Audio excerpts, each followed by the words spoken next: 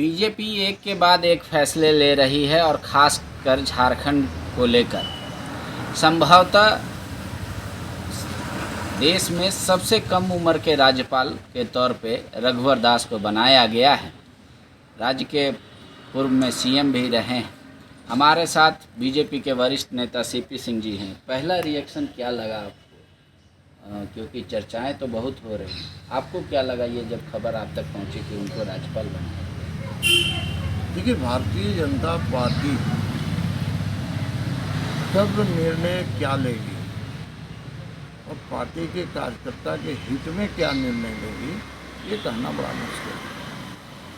इसलिए इसमें चौंकाने वाली कोई बात नहीं। नए आदमी को चौंका सकता है, मेरे जैसा व्यक्ति के क्यों चौंकेगा? क्योंकि हम लोग तो भारतीय जनता पार्टी के कार्यकर्ता हैं और भारतीय जनता पार्टी के कार्यकर्ता अपने केंद्रीय नेतृत्व के हर निर्णय का पालन करने में विश्वास करता है। रघुवर दास जी भी भारतीय जनता पार्टी के कार्यकर्ता भी हैं। उस नाते पार्टी ने उन्हें जो जिम्मेवारी दी है उस जिम्मेवारी का वो निर्वहन करेंगे, ईमानदारी से निर्वहन करेंगे, बेहतर ढंग से निर्वहन करेंगे। इसमें चौंकाने वाली कोई बात है, मुझे ऐसा नहीं लगता। मिथिलेश ठाकुर जी ने ट्वीट करके कहा कि राजनीतिक संन्यास की ओर बढ़ा दिया, एक एक्टिव आदमी को डंप कर दिया गया, इस तरीके का। अब ये मिथिलेश ठाकुर जी या विपक्ष के लोग क्या बोलते हैं, ये तो उनकी सोच है। भारतीय जनता पार्टी के कार्यकर्ताओं की एक ही सोच है कि राष्ट्र हित में पार्टी जो भी निर्णय लेती है, हम सब उसका सम्मान करते हैं, हम सब उसका आदर करते हैं और उसका ईमानदारी से पालन करते हैं। अब कोई रीजनल पार्टी तो है नहीं, विश्व की सबसे बड़ी पार्टी है, केंद्र में सरकार है, कई राज्यों में सरकार है। तो ऐसी स्थिति में पार्टी जो भी निर्णय लेती है सोच समझ कर निर्णय लेती है और हमारे बड़े बड़े नेता केंद्र में बैठे हुए हैं, वो सारे मिलकर जब निर्णय लेते हैं तो उस निर्णय पर एक पर वट नहीं होता। इसलिए जो भी निर्णय लिया वो बेहतर है। लेकिन आपको नहीं लग रहा है कि कोई एक एक्टिव नेता जो पब्लिक को कनेक्ट कर रहा था, एक सीएम थे तत्काल के, वो अगर सभाओं में रहते तो बीजेपी को ज़्यादा फायदा होता? बोलने वाले में से ही माना जाता था रघुवर जी को। अचानक से अब उनको दूर कर दिया गया कार्यकर्ताओं से, लॉस हो जाएगा झारखंड को। नहीं, राज्यपाल हो गए तो कार्यकर्ताओं से दूर हो गए, ऐसी बात नहीं है। हाँ, महामहिम राज्यपाल के रूप में अब कहीं किसी क्षेत्र विशेष में या कहीं पूरे प्रदेश में झारखंड के अंदर वो सभा नहीं करेंगे, लेकिन कार्यकर्ताओं से दूर नहीं हुए, पार्टी से दूर नहीं हुए हैं।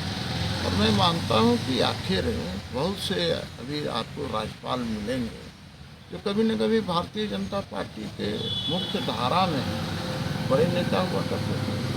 उदाहरण के मैं बोल रहा हूँ, कलराज मिश्र जी हुआ करते थे जो यूपी से थे, कई बार वहाँ के मंत्री रहे। अब वो जो है राज्यपाल है। पार्टी तो किसी न किसी को तो बनाती है ना, भारत से ही बनाएंगे, भारतीय जनता पार्टी से बनाएगी। तो मेरा कहना है कि ऐसा कोई बात नहीं है, ये सोचने का भ्रम है। मुख्यमंत्री हेमंत सोरेन जी का मानना है कि आप लोगों का मानसिक संतुलन हो गया है झारखंड भाजपा का। वो कह रहे हैं कि लोग अभी भी सत्ता में खुद को समझ रहा है। हम लेटर बांट रहे हैं, ज्वाइनिंग लेटर कह रहा है हमारे बैंक का किया हुआ काम। बोले मानसिक स्थिति पहले संतुलित कर ले भाजपा, तब कोई निर्णय या बयान दे। अब देखिए, मैं माननीय मुख्यमंत्री जी के मनोदशा पर क्या बोल सकता हूँ, क्योंकि मनोदशा ही ऐसी है।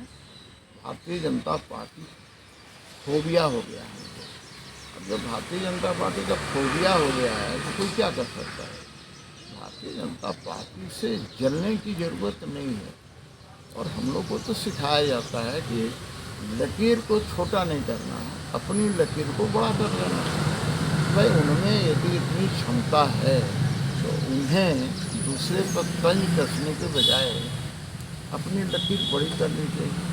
लेकिन भारतीय जनता पार्टी से जलन करके वो क्या करेंगे? नहीं, वो तो आरोप आप पे लगा रहे हैं जलन का। बोले कि हम मुख्यमंत्री बने राज्य में इसलिए आप लोगों ने राशन बंद कर दिया, हम मुख्यमंत्री बने प्रधानमंत्री आवास बंद कर दिया।